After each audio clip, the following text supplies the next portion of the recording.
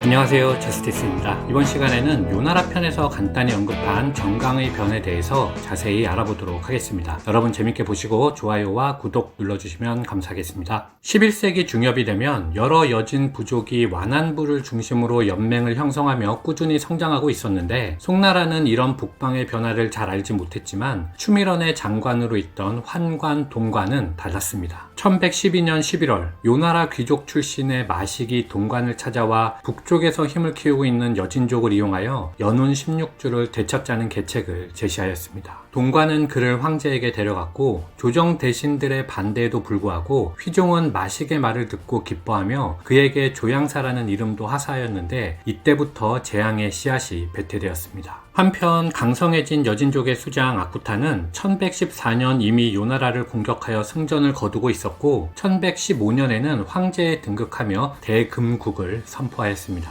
이후 금군은 요나라의 동경 등 많은 영토를 점령하였고, 1117년에는 요하를 건넜다는 소식도 전해졌죠. 휘종은 크게 기뻐하고 1120년 조양사를 밀사로 보내 금과 은을 제시하며 금나라에게 협공을 요청하였습니다. 요나라 편에서 말씀드린 바와 같이 이때 맺은 양국의 협약을 해상의 맹이라 하는데, 이후 금나라는 1122년까지 요나라를 공격하여 영토를 점령해 나갔지만, 송나라는 마침 동남 일대에서 박납의 난이 발생하여 협공은 뒷전이 되어버리고 반란 진압에 전력을 다할 수밖에 없었습니다. 1122년 금나라가 홀로 선전하여 형세가 유리해지자 송나라는 그제서야 비로소 협공에 참여하려 했지만, 붕괴되고 있었던 요나라의 군대에게도 뜻밖의 패배를 거듭하였고, 결국 그해 12월 금나라가 영경을 함락함으로써 송나라는 연운 16주를 차지하기 힘든 난감한 지경에 빠지고 말았죠. 휘종은 1123년 약탈로 아무것도 남지 않은 영경의 성과 개, 경, 단, 순 등 4주를 받아내는 것으로 만족해야 했고, 그 대가로 은 20만 냥, 비단 30만 필, 영경의 세수 중 상당 부분 군 포상 비용 등을 보내게 되었습니다. 어차피 송나라는 신리에는 관심이 없었기 때문에 오직 황제가 덕을 베풀어 영토를 회복한 것으로 만족했는데, 문제는 금나라가 이 약속을 바로 깨버렸다는 데 있었습니다. 금나라는 송나라와 같이 인과 예, 신뢰를 생각하며 스스로 발을 묶는 국가가 아니었죠. 그들은 다만 힘이 약하여 송조정과 일시적으로 좋은 관계를 유지한 것 뿐이었습니다.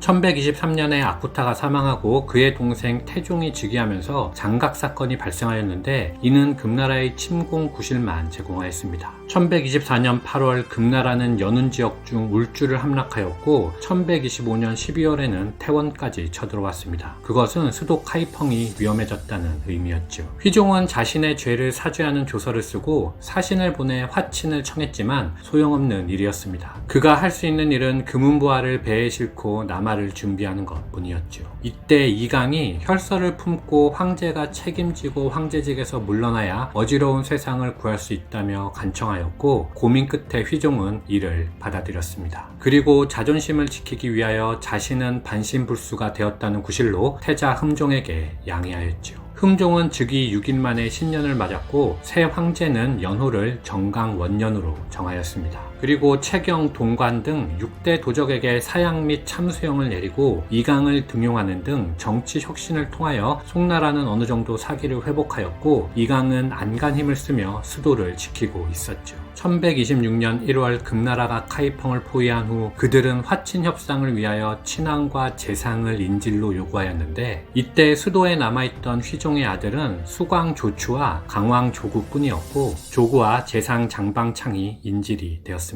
하지만 금나라의 완한 종망은 서출이었던 강왕을 데려가는 것이 미덥지 않다고 생각하여 수광을 인질로 요구하며 강왕과 장방창을 돌려보냈죠. 수광은 그 길로 돌아오지 못했지만 강왕은 훗날 황제가 되고 송나라의 명맥을 유지하게 되었으니, 결과적으로 이것은 완한 종망의 판단착오였습니다. 따라서 8월 금나라는 다시 남하에 왔고, 완한 종망은 지난번 실수를 만회하기 위하여 화친의 파트너로 강왕만을 요구하였습니다. 금나라의 본심은 뻔했음에도 불구하고 11월 강왕은 어쩔 수 없이 하북에 있는 금의 진영으로 출발할 수밖에 없었죠. 이때 자주지부의 종택이 나서서 금나라는 화친할 의사가 없다며 강왕이 가는 것을 단호히 막았고, 그렇게 하여 강왕의 금나라행은 도중에 중단되었습니다. 이후 강왕은 12월 흠종의 밀명으로 상주에 지부를 설치하고 하북 병마 대원수가 되어 정강의 변을 피하며 남송의 초대 황제에 오르게 되죠. 그리고 운명의 1126년 12월 아쿠타의 사촌 형제 서로군 사령관 완한종하는 전령을 보내 황하를 경계로 삼자는 요구를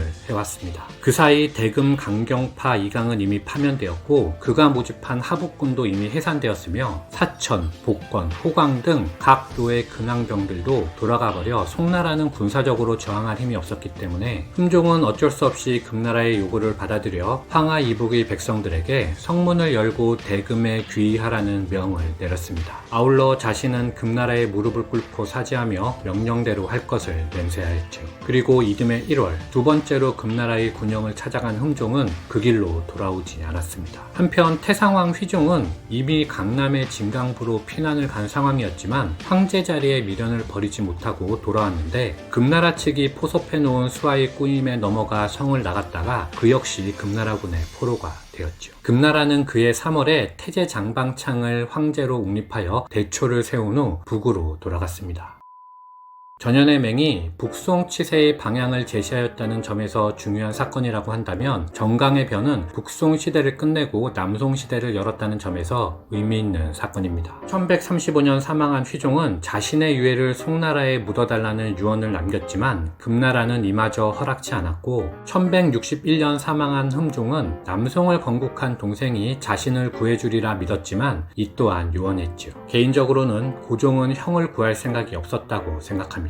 형이 돌아오게 되면 황권 문제가 발생할 것이 뻔했으니까요. 이상 북송을 멸망시킨 정강의 변에 대해서 알아봤습니다. 감사합니다.